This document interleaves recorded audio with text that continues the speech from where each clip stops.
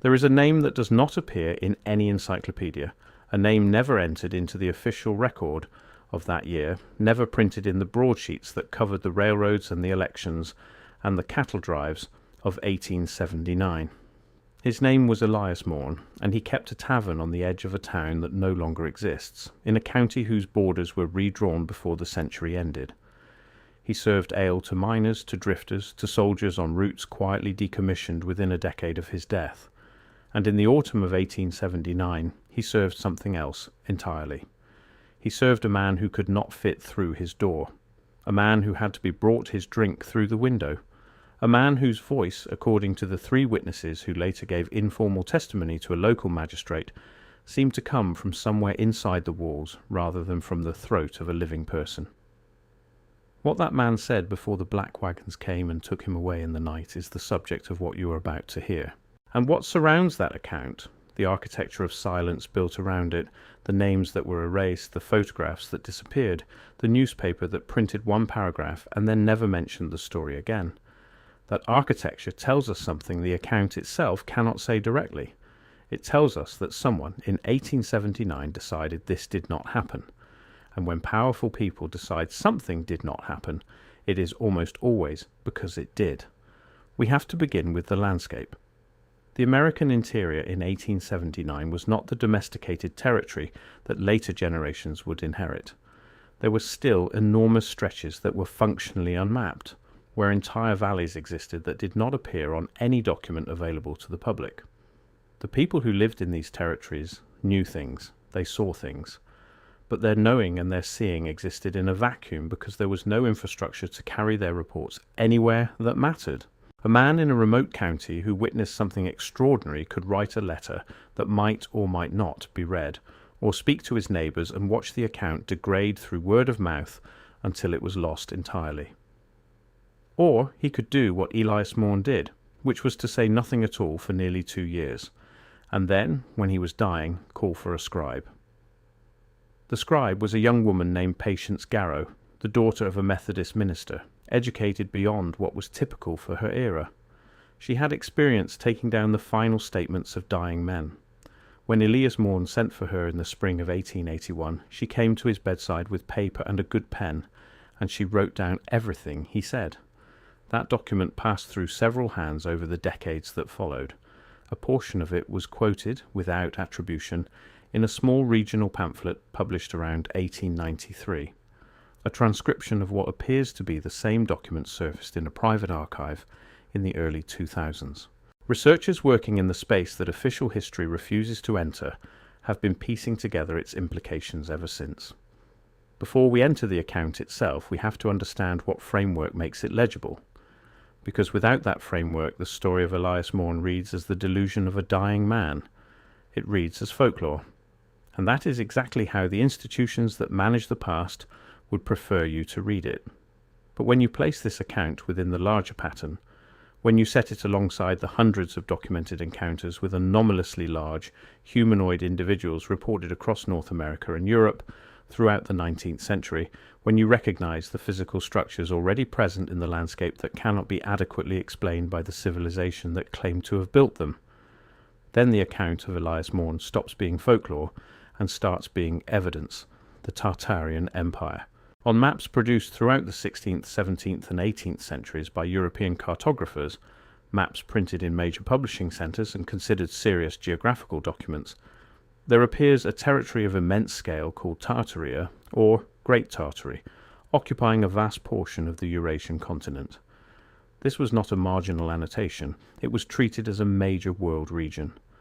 The 1771 edition of the Encyclopaedia Britannica described it as the largest country in the world. And then, over the course of the 19th century, Tartaria disappeared. Not from the land, from the maps, from the encyclopedias, from the official record. The territory was carved up and redistributed under new names, and the civilization that had existed there was quietly reassigned as empty steppe inhabited by scattered nomadic tribes who had built nothing of significance. What those researchers have found in the architecture resists the official explanation. Throughout what was Tartarian territory, there exist buildings whose construction cannot be convincingly attributed to the populations that history assigns to those locations. buildings with proportions that seemed designed for occupants considerably larger than any recorded human average, doorways double or triple the height of what functional necessity would require, windows that, when they survive unmodified, begin far lower to the ground than modern construction would dictate, as if meant to be looked through by someone whose eye level, when standing, was simply different from ours. This is the context into which the account of Elias Morn falls. He described the evening as cold and clear, October cold, when the season has committed to its direction. His tavern was small but solid. He was proud of the solidity of it, built with good timber and a stone foundation. He had 3 other customers, men he knew from the surrounding area. It was approaching the later part of the evening when the sound began outside. He described it as a rhythmic heaviness, not loud in the way a large animal is loud, simply weighted, each step settling into the earth with a deliberateness you felt through the floorboards before you heard it through the air. The 3 customers heard it too. One went to the window. What he saw caused him to step back without speaking, and he did not return to the window, and when the evening was over he left without paying and without saying goodbye. Entirely out of character, Morn noted. The figure that appeared at the window was, in Elias Morn's description, a man. He was insistent on this point, and Patience Garrow noted that he returned to it several times during the dictation. A man. In clothing that was old, clothing he had seen in pictures from much earlier times, heavy and dark and of a fabric he could not name. A man with a face that, once you adjusted your understanding of the scale, was simply a face. Eyes in it that were tired in a way he recognized, the tiredness of someone who has been travelling for a very long time and has arrived somewhere that is not their destination, but is simply the place where they have stopped. The window of his tavern was level with the figure's chest. The top of the figure's head was not visible from inside the room when it stood upright. The hand it placed on the outer sill when it lowered itself to speak covered the entire sill from end to end. The figure spoke first.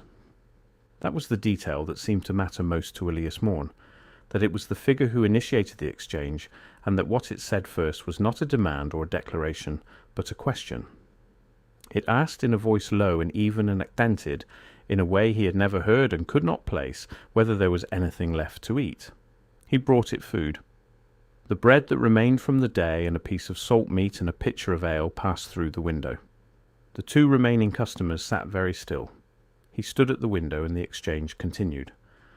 What the giant said over the course of approximately 1 hour is the part of this account that has drawn the most sustained attention from researchers. Morn asked questions. He was not a timid man, and the situation called for conversation rather than silence. He asked where the figure had come from, where it was going, what it was. The answers were not complete. They were the kind of answers that suggest someone operating under a constraint, not lying, but choosing words with a care that implies there are things they will not say. But several things came through clearly enough that Elias Morn held on to them for 2 years before dictating them to Patience Garrow. The figure said it had been walking for longer than Morn would find believable. Not days, not weeks. The number it gave was not one Morn could reproduce accurately, but his characterization suggests something on the order of years, or something that could not be measured in units he had available to him.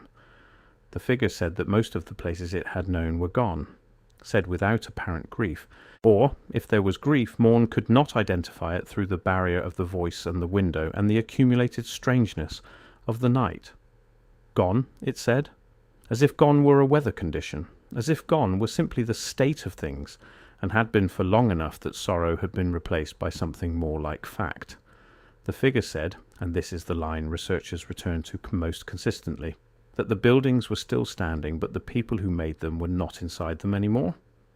It said this in response to a question Morn had asked about a structure some miles from his tavern, a structure of dressed stone with no clear explanation in the county's known history. He asked if the figure knew what it was. It looked in the direction he indicated for a long moment, then said yes, that the people who had made it were not inside it anymore. That this was true of many such buildings, more than Morn could probably see from where he was standing. Morn asked who had made them. The figure was quiet for a time. Then it said something that Patience Garrow rendered phonetically, because Morn could not identify it as a word in any language he spoke. Researchers have since connected it tentatively to reconstructed forms of very old Turkic languages and to terms appearing in pre-standard transliterations of Tartarian geographical references. None of these connections are definitive. All of them are interesting. He asked why it was travelling. It said it was looking for something. He asked what. It said it was looking for the place where the record was kept. He asked what record. It said the record of what was here before. That sentence sits at the centre of this account like a stone at the centre of a field, impossible to move and impossible to ignore. The record of what was here before, spoken by something that had been walking for an unnameable length of time, wearing clothing from an era it should not have been old enough to remember, in a landscape full of buildings whose origin no official history will adequately explain. The black wagons came before morning. This is a detail that appears in the Morn account, and that echoes with a consistency difficult to attribute to coincidence in a number of other accounts from this same period. Black wagons, not ordinary freight or transport vehicles.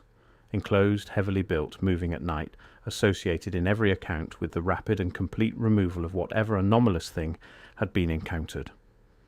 Morn heard them before he saw them. The figure had not moved. It had simply sat on the ground outside his tavern in a posture he described as exhausted but alert, when the sound of wheels on the frozen track reached him from the direction of the main road. The figure heard it too.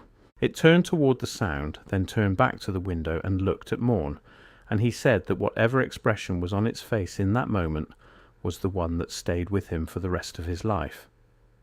He did not describe it in emotional terms. He said it was the expression of someone who has been found before, someone for whom this is not the first time, someone who has passed through the stage of resistance and arrived at something that is not acceptance and is not defeat, but is simply the condition of a person who has run out of alternatives. It said one more thing before the wagons reached them. It said, "Remember that we were neighbours." That was the word he was certain of. Neighbours.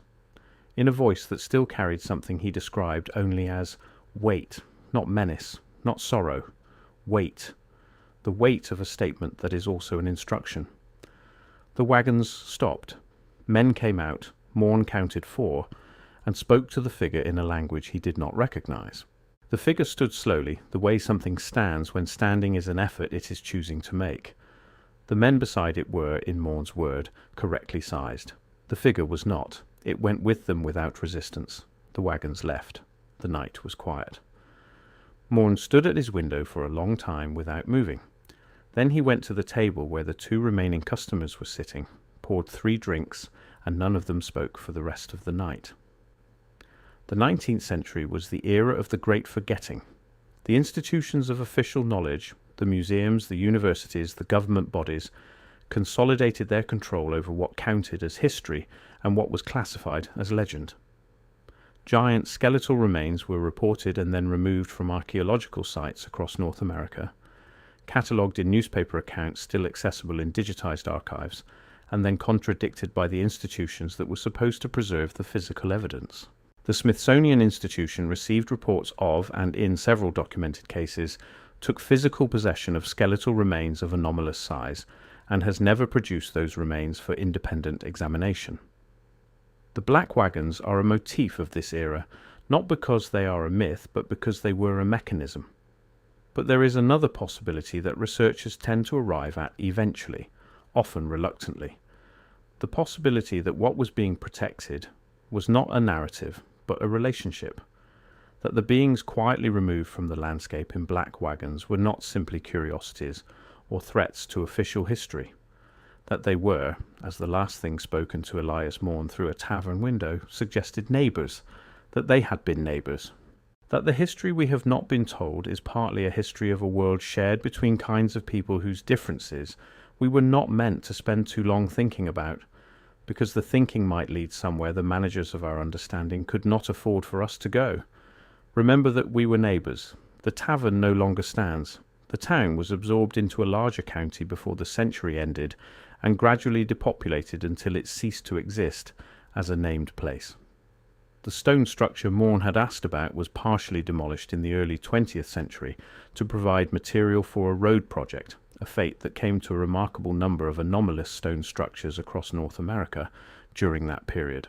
The document that Patience Garrow wrote has not been definitively located. What has survived are the copies, the quotations, the fragmented references in obscure publications, the chain of transmission that ran through the hands of people who refused to let it be forgotten.